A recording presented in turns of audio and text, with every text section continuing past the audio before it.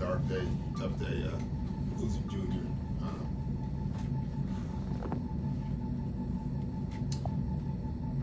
I've known Junior for probably my 60. I've known him since I was in college. You know, he was one of the guys, him and Quentin Buckner, that would call me at Marquette to get me to go play with the Bucks, of all places. And you know, when you think about Junior's life, you know, I keep thinking about like LeBron and Magic and how influential they are to our league, and they are, and what they've done off the court is amazing. But the role model we should have is Junior Bridgeman. When you think about it, here's a guy that I think the most he made was with $300,000 in his career, and he's an owner. You know, so think about that kid growing up, wanting to be an NBA player was probably his dream, and he turned that dream into being an NBA owner.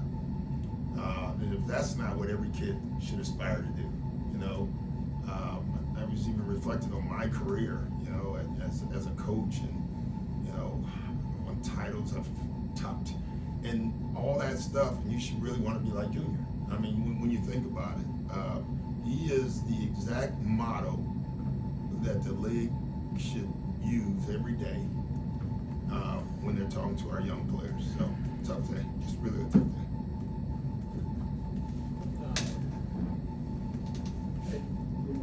I guess when you kind of think through your time with him, is there, you kind of get this last chapter again, right? Yeah. Where it comes back. Yeah.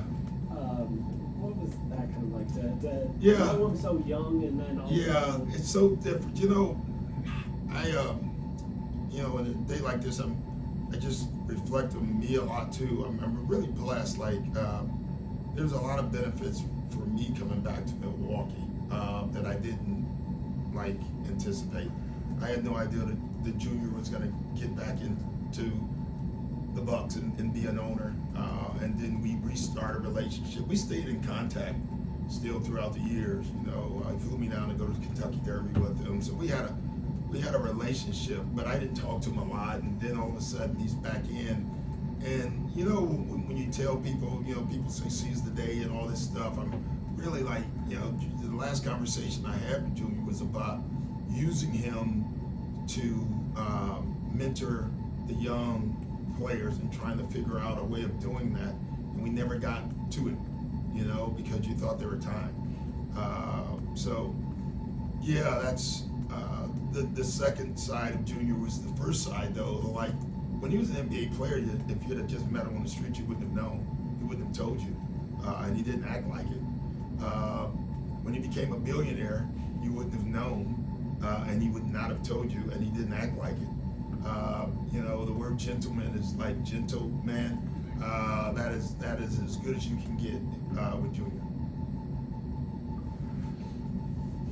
Thank you.